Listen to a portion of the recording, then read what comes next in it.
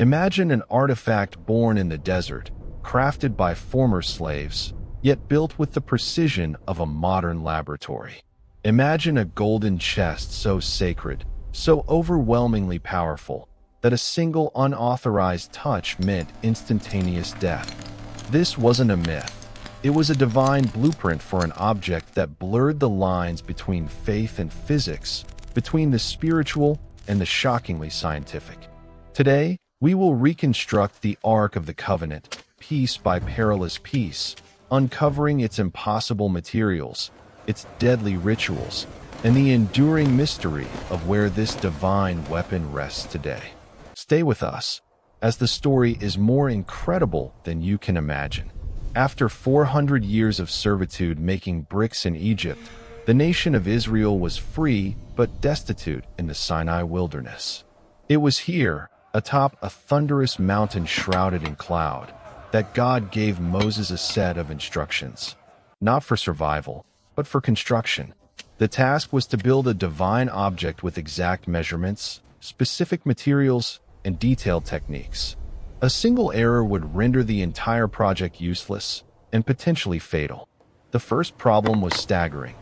Who could possibly build this? The Israelites were laborers, not master artisans. They lacked workshops, precision tools, and the generational knowledge required for exquisite gold work. God was demanding a masterpiece from men who had only known mud and straw. The solution was as unprecedented as the problem. God himself chose a man, Bezalel of Judah, and in a biblical first, filled him with the Holy Spirit not for prophecy or warfare, but for craftsmanship. This divine empowerment granted him supernatural wisdom and skill in working with gold, silver, and bronze, in stone cutting and intricate wood carving. At just 30 years old, aided by his assistant Aholiab, Bezalel was ready to work. But skill alone was not enough. The second problem was material. Where could a nation of fugitive slaves acquire enough pure gold to plate an entire chest, inside and out? The answer lay in their final moments in Egypt. Terrified by the 10 plagues, the Egyptians had given the Israelites anything they asked for: gold, silver, and fine clothing. It wasn't theft. It was 400 years of back pay for generations of unpaid labor. When the call for materials went out, the people brought forth a treasure trove of melted earrings, fused necklaces, and broken bracelets. They brought so much that Moses had to command them to stop donating. Yet, the divine shopping list extended far beyond gold. God demanded acacia wood, one of the few trees that could endure the harsh Sinai desert. Its timber is dense, hard, and nearly indestructible, perfect for an object meant to be carried for decades. Then came the fabrics: fine linen, goat hair, and ram skins dyed red. But among them were threads of blue, crimson, and a color that reveals the true scale of this undertaking: purple. In the ancient world, purple dye was the most expensive substance on earth, worth far more than its weight in gold. A single gram of the dye required the crushing of thousands of murex sea snails.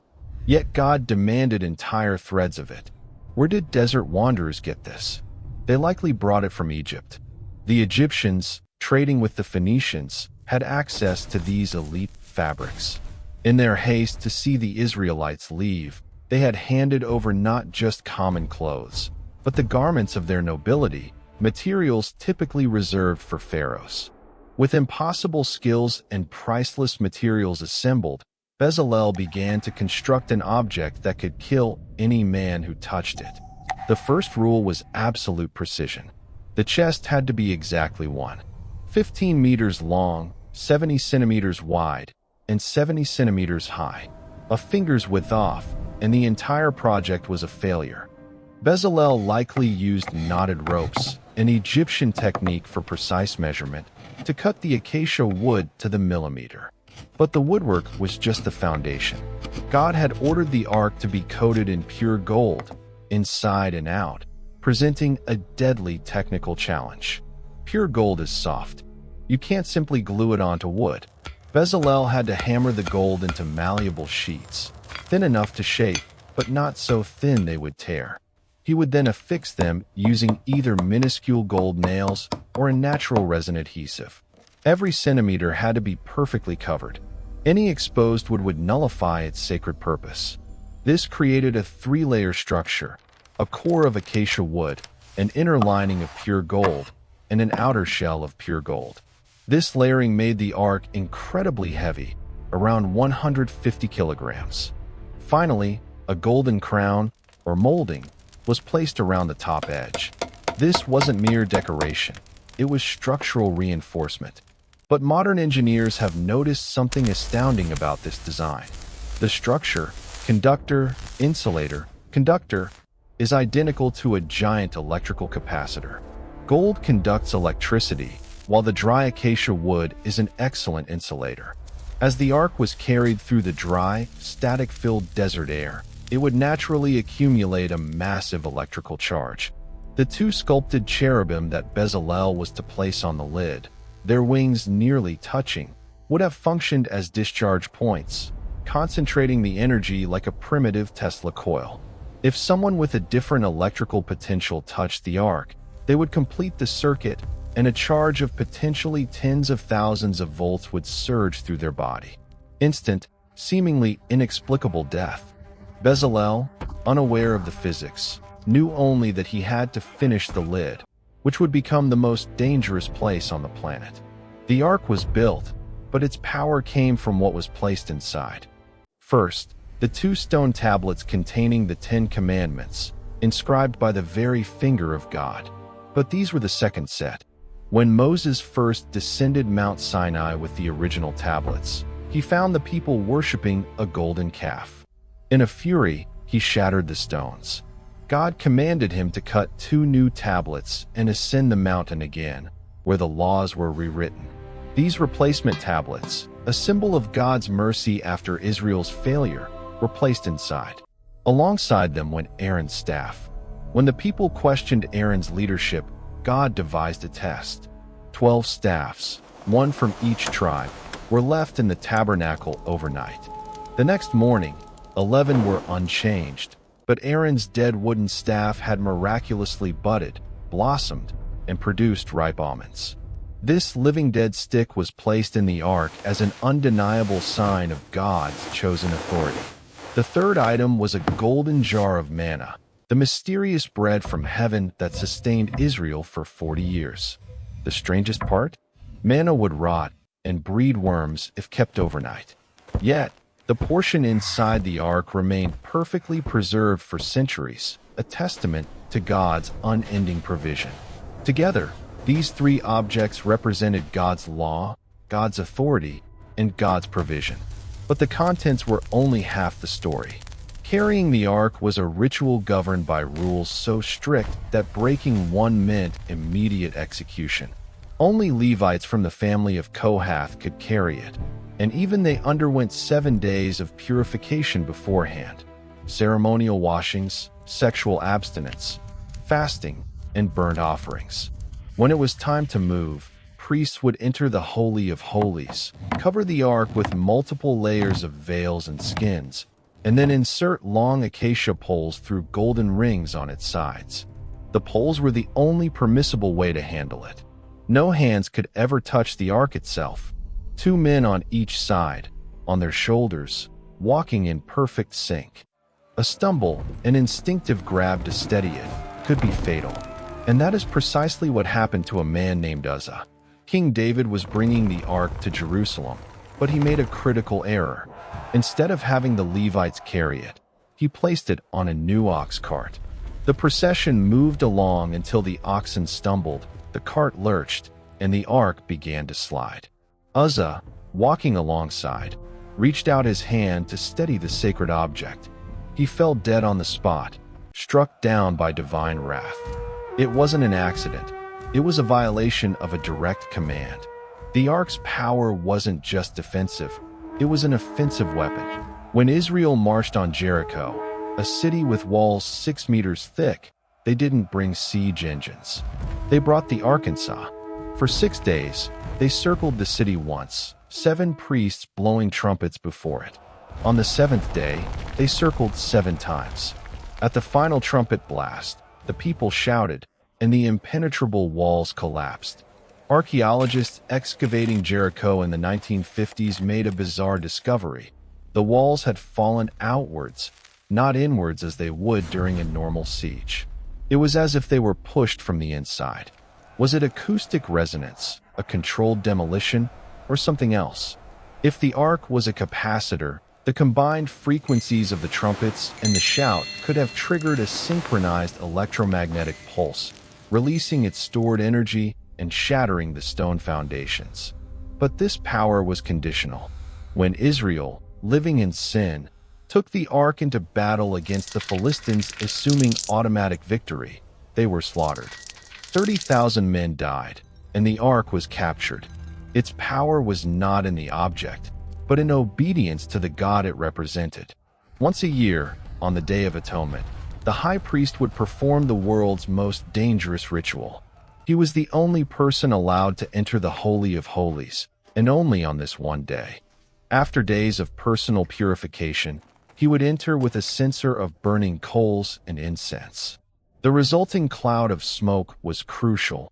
It formed a protective barrier between him and the raw glory of God dwelling above the Arkansas. To see it unveiled was to die. He would then sprinkle sacrificial blood on the lid 7 times, atoning for the sins of the nation for another year. For 15 minutes, he was alone with God, a cord sometimes tied to his ankle so his body could be retrieved if he made a fatal error. Then, after centuries of these rituals, the ark vanished. In 586 BC, the Babylonians conquered Jerusalem and burned Solomon's temple to the ground. But when they entered the Holy of Holies, it was empty. Their meticulous records list every golden cup and candelabra they looted, but there is no mention of the Arkansas. So where did it go? 3 theories persist. The first, that it was hidden by priests in secret tunnels beneath the Temple Mount. Modern excavations have revealed sealed chambers there, but political and religious tensions prevent any further exploration. In 1981, an excavation was halted and sealed with concrete when it was believed to be getting too close. The second theory places it in Ethiopia. Legend says the son of King Solomon and the Queen of Sheba brought it there. Today, in the city of Aksum, a single monk guards a chapel said to house the Arkansas. He is the guardian, a title passed down for centuries. He alone can see it, and no one is allowed to enter. The third theory is that the Nazis found it. Heinrich Himmler, obsessed with the occult, believed the Ark was a superweapon and sent teams to find it, hoping to ensure victory for the Third Reich. They searched for months in the mountains of France, but found nothing. Today, the prevailing belief is that it remains hidden deep beneath Jerusalem, waiting. The greatest mystery is no longer what the Ark was, but where it is. And if it is ever found, what will happen when someone touches it for the first time in over 2,600 years? The story of the Ark is a chilling reminder of power, precision, and the peril of disobedience. If you were captivated by this journey into the past, please like this video and subscribe for more deep dives into history's greatest mysteries. Which theory about the Ark's location do you believe? Let us know in the comments below. Your engagement helps our channel grow, and we'll see you in the next investigation. To understand the magnitude of that loss, we must journey back in time. Back before the smoke of Babylon choked the Jerusalem sky, before the temple was rubble and the Ark a ghost story. We must return to an era of unprecedented peace and prosperity, the golden age of Israel under a new king, Solomon. His father, King David, had dreamed of building a permanent house for God, a structure to replace the portable tabernacle that had housed the Ark for centuries. But David was a man of war, his hands stained with the blood of his enemies. God forbade him, reserving the sacred task for his son, a man of peace. Solomon inherited not just a kingdom, but a divine mandate and a national treasury of unimaginable wealth, stockpiled by David for this single purpose. The task was simple to state: yet impossible to achieve. Build a house worthy of the creator of the universe. The scale of the project was unlike anything the ancient world had ever seen. For 7 years, a workforce of over 180,000 men would labor to erect this monument. The cost, in modern terms, is nearly incalculable. David alone had set aside 100,000 talents of gold and 1,000,000 talents of silver. That's over 3,000 tons of gold and 34,000 tons of silver. Today, that gold alone would be worth over $200 billion, and that was just the starting capital. The final structure would consume so much gold it would have bankrupted any other empire on Earth. This wasn't just a building. It was the concentration of an entire nation's wealth and identity into a single, sacred point on Mount Moriah. And it began not with gold, but with wood. Solomon needed a timber strong enough, fragrant enough, and legendary enough for God's house. He needed the cedars of Lebanon. These were ancient, colossal trees, revered throughout the Near East for their quality. But they grew in another kingdom, ruled by King Hiram of Tyre. Solomon initiated one of the great diplomatic and logistical feats of antiquity. He struck a deal. Hiram would supply the master lumberjacks and the cedar and juniper logs, and in exchange, Solomon would provide Israel's agricultural bounty, hundreds of thousands of bushels of wheat and gallons of pure olive oil, year after year. An army of 30,000 Israelite conscripts was sent to Lebanon in rotating shifts of 10,000. They worked alongside Hiram's expert Phoenician woodcutters, felling the giant trees on treacherous mountain slopes. The logistics were staggering. These logs, many weighing several tons, had to be moved from the high mountains down to the Mediterranean Sea. They were likely slid down massive, prepared earth ramps or chutes before being bound together into enormous rafts. These floating islands of timber were then navigated by Phoenician sailors down the coast to the port of Joppa. From there, the final, grueling leg of the journey began, hauling the tons of wood overland, uphill for nearly 60 kilometers to Jerusalem. But the wood, as precious as it was, formed only the skeleton and the skin. The bones of the temple were stone, and this presented an even greater mystery. The Bible states a chilling, almost unbelievable detail. The temple was built in utter silence. No hammer, chisel, or any other iron tool was heard at the temple site while it was being built. This wasn't for secrecy. It was a command of sacred reverence. The house of God was to rise as if by magic, without the profane clang of metal on stone. This meant every single block, from the gargantuan foundation stones to the smallest decorative pieces, had to be quarried and finished to perfection miles away from the construction site. Imagine the level of precision required. Master stonecutters worked in quarries, possibly those just north of the old city, now known as Solomon's Quarries. They were cutting blocks that had to fit together perfectly with their neighbors, blocks that would be assembled like a divine puzzle, with no room for error. A mistake of a single millimeter in the quarry would only be discovered after the stone had been hauled to the site, rendering it useless. How did they achieve this without modern lasers or computer-aided design? They would have used bronze saws, plumb lines, and immense skill, but the accuracy they achieved remains astounding. Some of these foundation stones, still visible today in the tunnels beneath the Western Wall, are estimated to weigh between 200 and 400 tons. That's the weight of a Boeing 747 airplane. How were these monoliths quarried and moved? The quarrying itself was a feat. Workers would carve deep channels into the limestone bedrock, then drive and dry wooden wedges. They would then pour water over the wedges, and as the wood expanded with immense force, it would crack the stone free from the mountain. This process was slow, laborious, and brutally difficult. But freeing the stone was only the first problem. Moving it was the second. Transporting a 400-ton block across uneven terrain, even for a short distance, is a challenge for modern engineers with hydraulic cranes and powerful trucks. How did Solomon's builders do it? Theories abound. They may have used thousands of men and enormous wooden sledges, pulling the stones over a carefully prepared track of lubricated rollers. It would have been a slow, perilous crawl, a display of raw manpower and coordination that is difficult to comprehend. Every single movement had to be synchronized, every man pulling with the same force at the same time.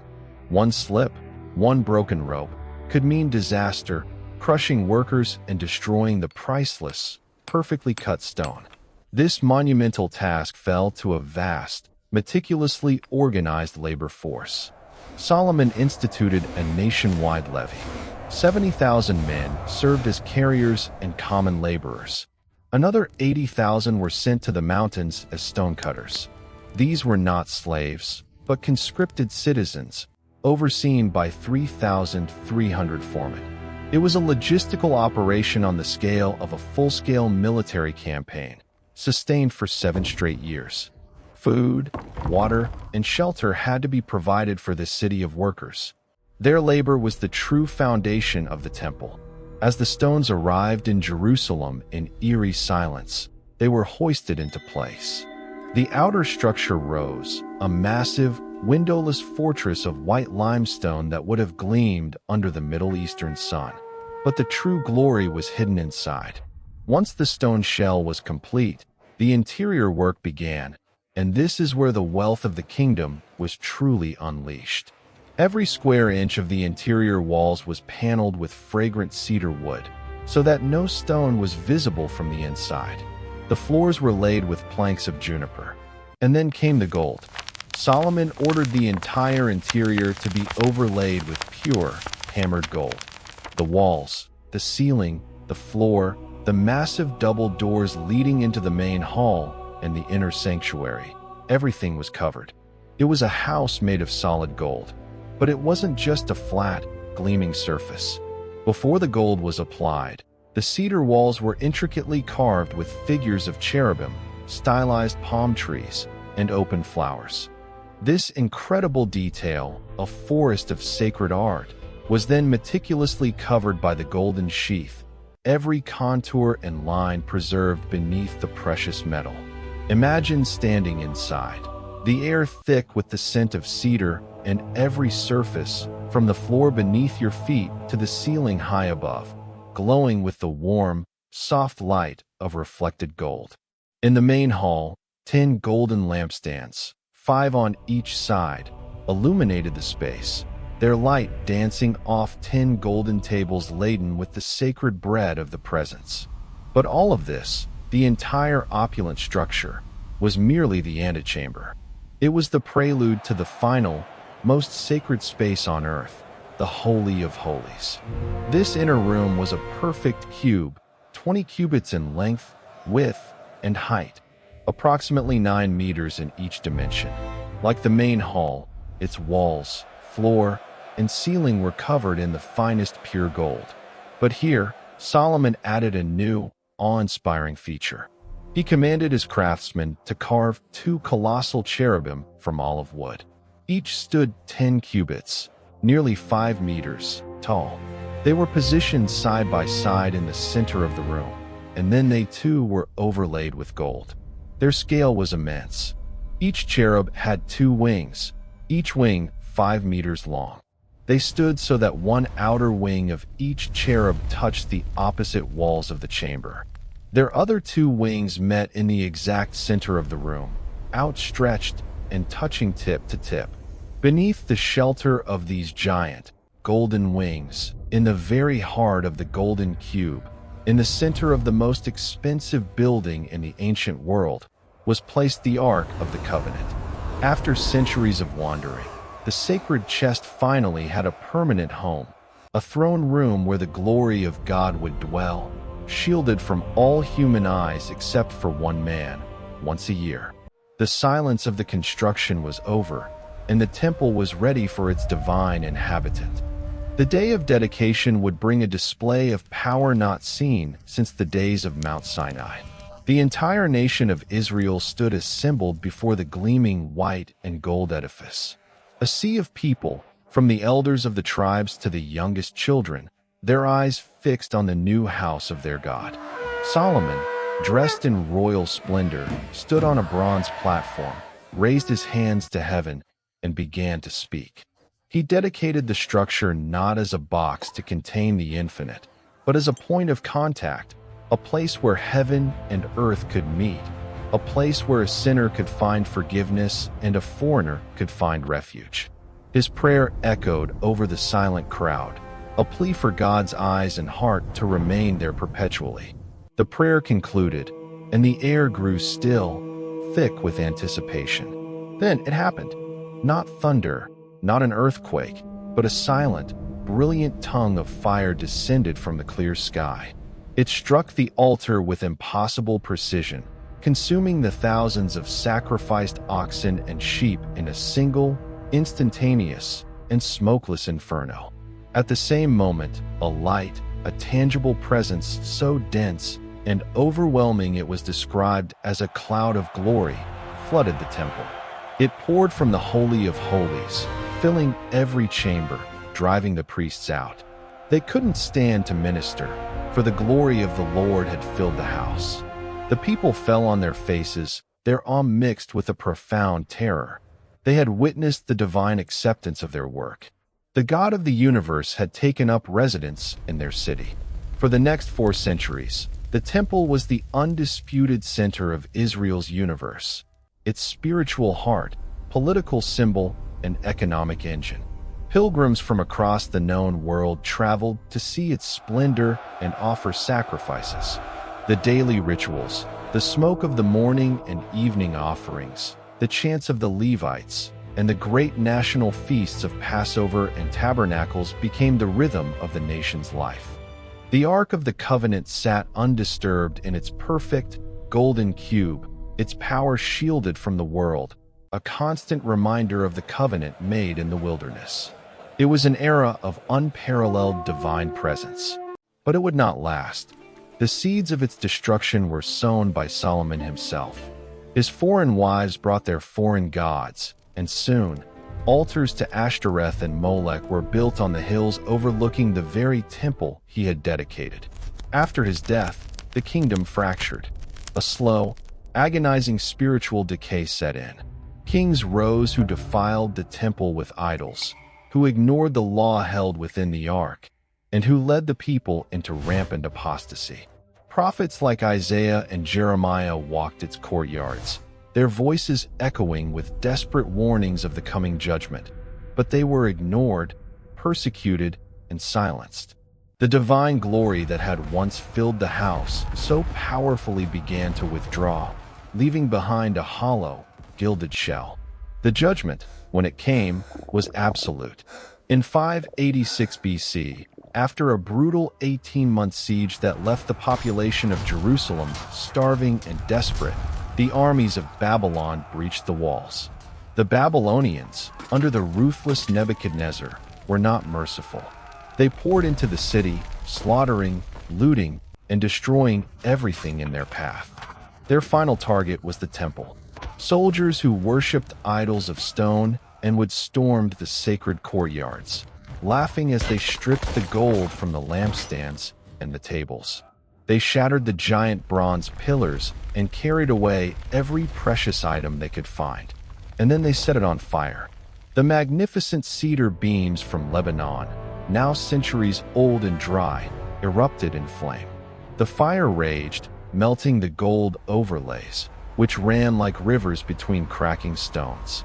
The house that was built in perfect silence was torn down with the savage noise of a conquering army. The smoke choked the sky for days, a funeral pyre for a nation's soul. When the flames died down, all that remained was a blackened, smoldering ruin on Mount Moriah. God's house was gone. The Babylonians were meticulous record keepers. Cuneiform tablets found in modern Iraq list, down to the last shekel, the weight of the gold and silver items looted from Jerusalem. Where did it go? They detail the cups, the basins, the fire pans, the musical instruments. But there is one glaring, impossible omission in their exhaustive inventory. There is no mention of a golden chest, no record of the Ark of the Covenant. They entered the Holy of Holies, the most sacred place, and it was apparently empty. So what happened to the most sacred object on earth in Jerusalem's final, desperate hours? Did the priests, forewarned by the prophet Jeremiah, manage to spirit it away into the labyrinth of secret tunnels beneath the Temple Mount, where it remains to this day, sealed behind walls of politics and religion? Was it taken centuries earlier on a secret journey to Ethiopia, as their national epic claims, now guarded by a solitary monk who will protect it with his life? Or, in the chaos of the final assault, was it simply smashed to pieces by Babylonian soldiers who saw only its monetary value, its gold ripped off and melted down, its sacred contents lost to the dirt and rubble? The disappearance of the Ark marks the end of an era. The age of physical manifestation, of a God who dwelled in a house of stone and gold, was over. The temple was destroyed, the Ark vanished, but the faith it represented endured. The mystery forces us to look beyond the object itself, to the God it pointed to. The quest for the Ark is not just an archaeological treasure hunt. It is a search for a connection to a time when heaven touched the earth in the heart of Jerusalem. If this journey into the heart of ancient mysteries has ignited your curiosity, please show your support by liking this video and subscribing to our channel for more explorations into the forgotten corners of history. Which theory about the Ark's final fate do you find most convincing? Share your thoughts in the comments below. Your insights fuel our investigations, and we look forward to seeing you on our next quest.